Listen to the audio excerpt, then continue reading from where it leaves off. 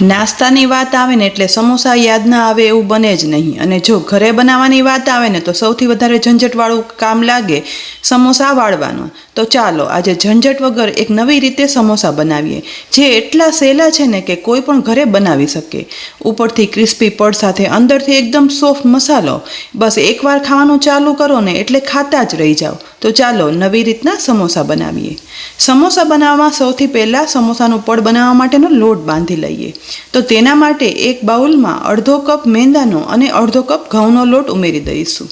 ઘણા લોકો સમોસા બનાવવા ફક્ત મેંદાનો ઉપયોગ કરતા હોય છે, પરંતુ અહીં આપણે બંને લોટ વાપરશું. અડધી ટીસ્પૂન જેટલો અજમો અને 1/4 ટીસ્પૂન જેટલું મીઠું ઉમેરી દઈશું. હવે લોટમાં 1/2 ટેબલ સ્પૂન તેલ ઉમેરી અને તેલ લોટમાં મિક્સ કરી લેવાનું છે. બસ આટલું તેલ ઉમેરવાથી લોટની મુઠ્ઠી વળવા મળશે ને તો સમોસા બન્યા પછી તેનું પડ ઉપરથી એકદમ ક્રિસ્પી અને ફરસું બને છે.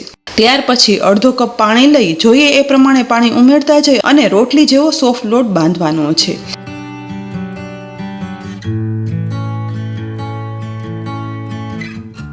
અહીં ધીમે ધીમે કરતા લોટ બંધાઈ ગયો છે. તો હવે ઢાંકણ ઢાંકી આ લોટને 15 મિનિટ માટે કૂણવા રાખશું.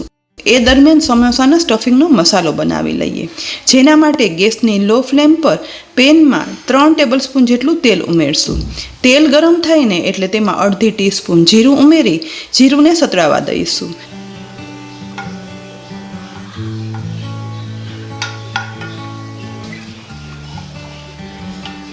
એટલે તેમાં 2 ટીસ્પૂન જેટલું આદું, મરચાં, લસણની પેસ્ટ અને સાથે એક નાની ઝીણી સમારેલી ડુંગળી ઉમેરી દઈએ અને બરાબર સાતળી લેવાની છે.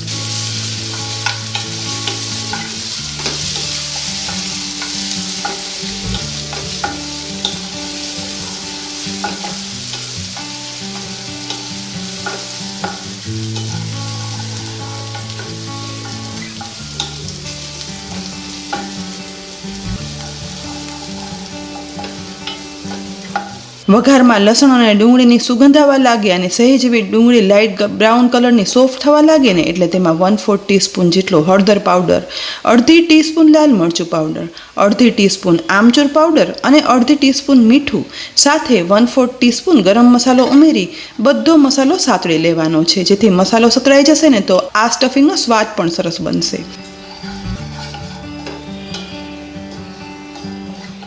બધું બરાબર સતળાઈ ગયા પછી તેની અંદર અડધો કપ જેટલા લીલા વટાણા અને 3 બટેટા જે મીઠું ઉમેરી અને બાફી લીધા હતા એ મેશ કરેલા બટેટા અહીં ઉમેરી દઈશું. અહીં મેં ફ્રોઝન વટાણા ઉપયોગ કર્યા છે, જેથી તેને બાફ્યા નથી. જો લીલા વટાણા લો તો તે પણ ઉપયોગ કરી શકાય છે અને સૂકા વટાણા હોય તો તેને પલાળી અને બાફી લેવાના. બધો મસાલો છે તે વટાણા બટેટામાં એકદમ સરસ રીતે મિક્સ કરી લેવાનું.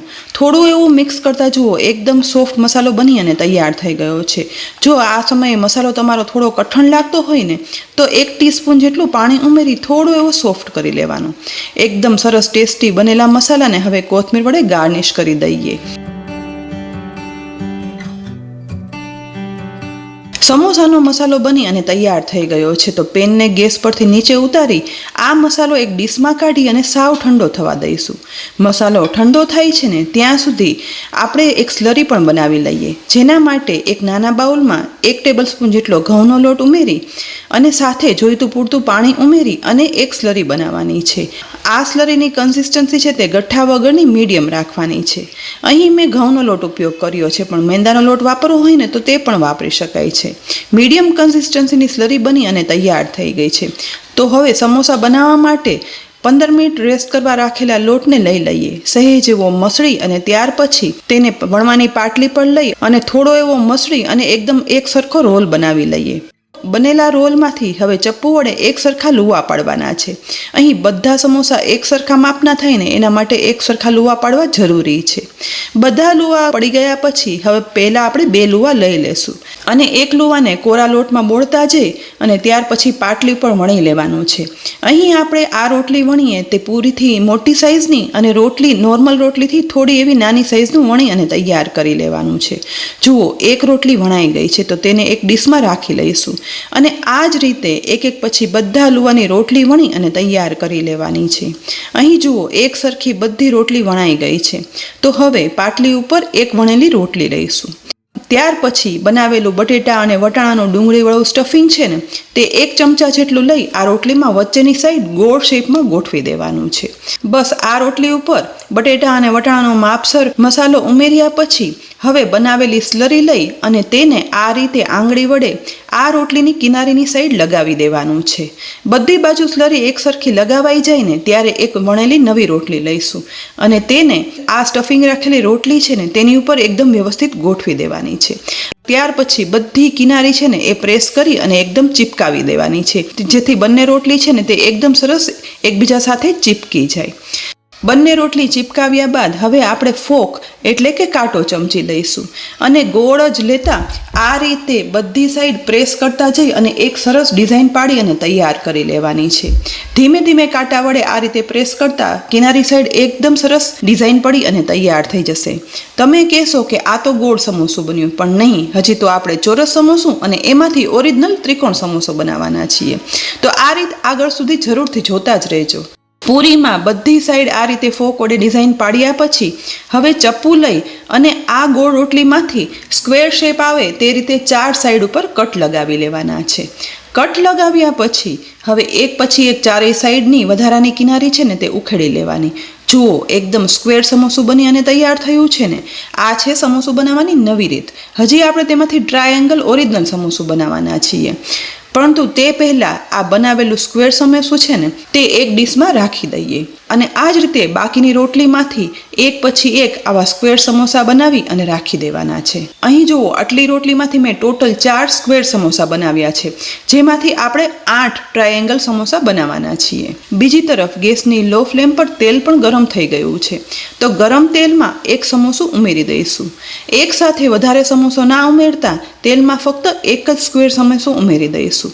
આ ગેસની લો ફ્લેમ પર આ તેલ ગરમ થયું છે અને આ સમયે તળવા સમયે પણ ગેસની ફ્લેમ લો જ રાખી છે, માટે સમોસું ઉમેરતા તુરંત જ તે તેલમાં ઉપર નહીં આવે, પરંતુ જેમ જેમ તળાતું જશે ને તેમ તેમ ધીમે ધીમે રહી અને અંદાજે 1 થી 1.5 મિનિટમાં તે ઉપર આવી જશે. બસ સમોસું તળાતા તેલમાં ઉપર આવી જાય ને એટલે તેની સાઈડ ચેન્જ કરી દેવાની છે.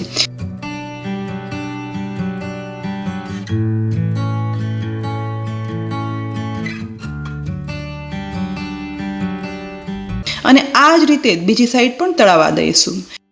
ધીમે ધીમે સાઈડ ચેન્જ કરતા અને તળાતા લગભગ 4 થી 5 મિનિટ પછી આ સમોસું ગોલ્ડન બ્રાઉન ઉપરથી ક્રિસ્પી પડવાળું થઈ ગયું છે.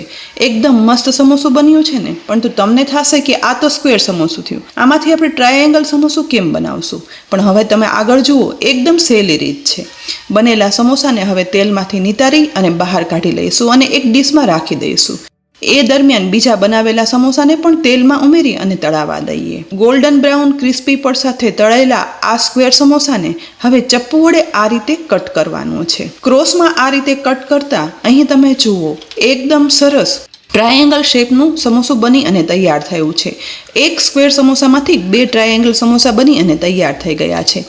તો આ બનેલા સમોસાને કોપરાનું છીણ અને કોથમીર વડે એકદમ સરસ ગાર્નિશ કરી દઈએ. એકદમ નવીન રીતના અને એકદમ સહેલા આગ ઉપરથી ક્રિસ્પી પડ સાથેના સમોસા, અંદરથી સોફ્ટ મસાલો, એકદમ ખાવાની બસ મજા જ આવી જશે. અને સમોસું વાળવાની કે ક્યાંયથી ફૂટવાની ઝંઝટ વગર એકદમ સહેલી રીતે આ સમોસા બની જશે. તમારી ઘરે મહેમાન આવ્યા હોય, પાર્ટી હોય કે કોઈ પણ નાસ્તાનો સમય હોય, આ સમોસા એકદમ સહેલાઈથી બનશે અને તમને બનાવવા પણ ઇઝી પડશે અને ટેસ્ટમાં તો એટલા સરસ ને કે ના પૂછો વાત. લીલી ચટણી સાથે આ સમોસો જ્યારે બોળીને ખાશો ને એટલે બસ મજા જ આવી જશે. તો આ રીતે એક પછી એક બધા સમોસા બનાવી અને તૈયાર કરી લેશું. તો ફ્રેન્ડ્સ, આજે એકદમ અલગ અને સહેલી રીતે સમોસા બનાવવાની આ રીત તમને કેવી લાગી?